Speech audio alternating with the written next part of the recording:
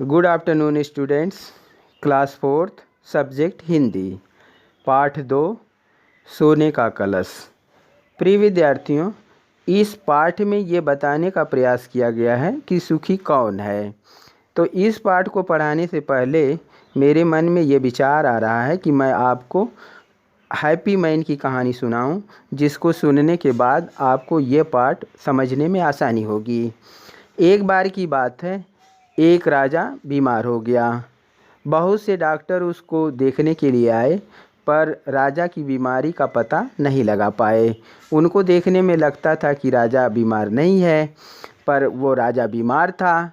बहुत सारे डॉक्टर जब राजा की बीमारी का पता नहीं लगा पाए, तो अंत में एक डॉक्टर आया, वैद्य आया, और उसने राजा की नाड़ी को देखी और उसने कहा कि राजा अगर एक दिन हैप्पी मैन, प्रसन्न व्यक्ति की कमीज शर्ट पहन ले तो राजा ठीक हो जाएंगे। राजा ने अपने राज्य में बहुत सारे सैनिकों को भेज दिया हैप्पी मैन की शर्ट लाने के लिए। राजा के सिपाही पूरे नगर में इधर उधर घूमते रहे, पर उन्हें कहीं भी प्रसन्न व्यक्ति हैप्पी मैन नहीं दिखाई दिया।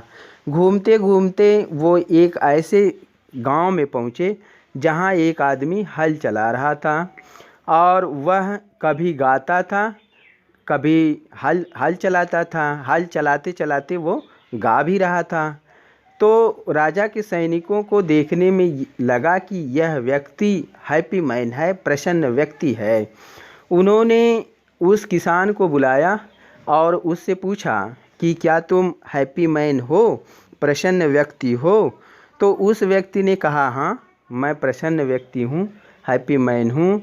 तो उन्होंने कहा कि अपनी शर्ट एक दिन के लिए हमें दे दो, हमारे देश के राजा बीमार हैं और आपकी शर्ट एक दिन पहन करके उनकी बीमारी दूर हो जाएगी। तो किसान ने कहा कि मेरे पास अगर शर्ट होती, कमीज होती, तो मैं राजा को ज़रूर दे देता, पर मेरे पास शर्ट नहीं है, मेरे पास कमीज नहीं है। तो इस कहानी को सुनने के बाद ये समझ में आता है कि एक किसान जिसके पास शर्ट भी नहीं है वह प्रसन्न है, तो इसका अर्थ ये हुआ कि प्रसन्नता का भौतिक सुख सुविधाओं से कोई मतलब नहीं है। भौतिक सुख सुविधाओं के आधार पर प्रसन्नता आए, ऐसा संभव नहीं है। प्रसन्नता के लिए भौतिक सुख सुविधाओं का, लोभ का, लालच का कोई स्थान नहीं है। तो यही बात इस पाठ में भी बताई गई है कि सुखी रहने के लिए बहुत ज़्यादा धन की आवश्यकता नहीं है। व्यक्ति वही सुखी रह सकता है जो ईमानदार हो और जिसके अंदर जीवन जीने की कला आती हो। जो व्यक्ति ईमानदारी से जीवन जीता है वही व्यक्ति हमेशा सुखी रहता है। तो अब हम लोग पाठ 2, सोने का कलश पढ़ते हैं। तैमूर लंग मंगोल लुटेरा था। वह बड़ा लालची था। उसने लोगों से सुना कि भारत इतना धनी है कि वहाँ सोना मिट्टी के भाव बिकता है। यह बात सुनकर उसने फौरन ही भारत को लूटने की योजना बना डाली। वह सेना लेकर भारत में घुसा और उसने लूटना शुरू कर दिया। लूटपाट करके वह अपने देश को वापस जा रहा था। शाम का समय था। सेना ने रात्रि विश्राम के लिए एक स्थान पर डेरा डाल दिया। अचानक उसकी सैर करने की इच्छा हुई और वह 2 अंगरक्षक लेकर सैर करने के लिए निकल पड़ा। चलते चलते वह एक गांव में पहुंच गया। गांव वालों ने उसे विदेशी समझकर घेर लिया और उसे अपने मुखिया के पास ले गए। मुखिया ने उसे गांव का अतिथि मानकर, अतिथि मीन्स मेहमान, जो बिना बुलाए आता है वो क्या है? अतिथि है। अतिथि में अ मीन्स नहीं, तिथि मतलब दिन। जिसके आने का कोई दिन न हो, बिना बताए ही जो आ जाता है वो क्या है? अतिथि है। तो मुखिया ने उसे गांव का अतिथि मानकर उसका आदर सत्कार किया। उसके खाने पीने की उत्तम व्यवस्था, सबसे अच्छी व्यवस्था किया। तैमूर यह देखकर दंग रह गया कि खाने पीने की चीज़ों के साथ सोने से भरी एक तस्तरी भी रखी है। उसने मुखिया से इसका कारण पूछा। मुखिया बोला, यदि आप बुरा ना माने तो एक बात कहूँ, यह सब जानते हैं कि आप सोने के लिए पागल हैं। केवल खाने से आपकी तृप्ति नहीं हो सकेगी, यह सोचकर सोने से भरी तस्तरी आपके सामने रखी गई है। मुखिया अभी अपनी बात कह ही रहा था कि दो किसान आपस में झगड़ते हुए वहां आए। पहले किसान ने मुखिया से शिकायत की, मुखिया जी, मैंने इसे अपना खेत बेचा था। इसे खेत में सोने से भरा एक कलश मिला है। यह उसे मुझको दे रहा है। अब वहाँ सोना या मिट्टी जो भी हो वह इसी का हो गया। भला उसे मैं कैसे ले सकता हूँ। इस पर दूसरा किसान बोला, यह ठीक कहता है मुखिया जी, लेकिन मैंने तो केवल खेत खरीदा था, सोना भरा कलश नहीं। तैमूर किसानों का वार्तालाप मीन्स बातचीत। तैमूर किसानों की बातचीत सुनकर आश्चर्यचकित हुआ। वह सोचने लगा, यहाँ तो कोई भी सोने की चिंता नहीं करता। मुखिया ने अपना निर्णय सुनाया। जब दोनों में से कोई इस सोने से भरे कलश को रखने के लिए तैयार नहीं है तो यह सोना ग्राम पंचायत का है। इसे गांव की भलाई के काम में लगाया जाएगा। मुखिया के फैसले से संतुष्ट होना मतलब तृप्त होना, उनकी बातें मान लेना या उनसे सहमत होना। मुखिया के फैसले से सहमत होकर, संतुष्ट होना मतलब सहमत होकर, मुखिया के फैसले से संतुष्ट होकर दोनों किसान सोने से भरे कलश को वहीं छोड़कर अपने अपने घर चले गए। यह देखकर तैमूर के आश्चर्य की सीमा न रही। अब उसकी समझ में आ गया कि ईमानदार और सच्चे लोग ही सबसे सुखी हैं। उसने लूटपाट का इरादा छोड़ दिया और अपने वतन लौट गया।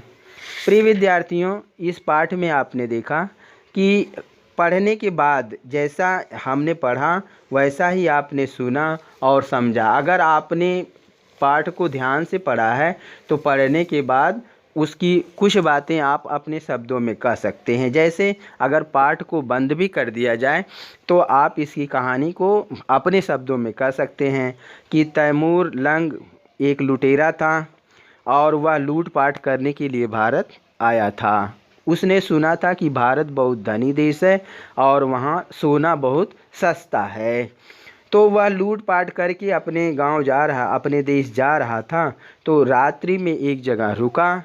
फिर उसने घूमने के लिए अपने दो अंगरक्षक को लेकर के, अंगरक्षक मतलब जो उसके सुरक्षा करने के लिए सिपाही थे, तो दो सिपाही को लेकर के वो अपने साथ गांव में निकल गया।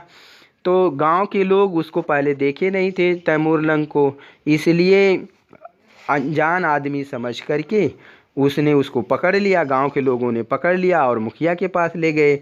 तो मुखिया ने तैमूर लंग को अतिथि मेहमान जानकर उसकी खूब अच्छी खाने पीने की व्यवस्था की। खाने पीने के सामानों के साथ सोने की तस्तरी में उसको खाना दिया गया।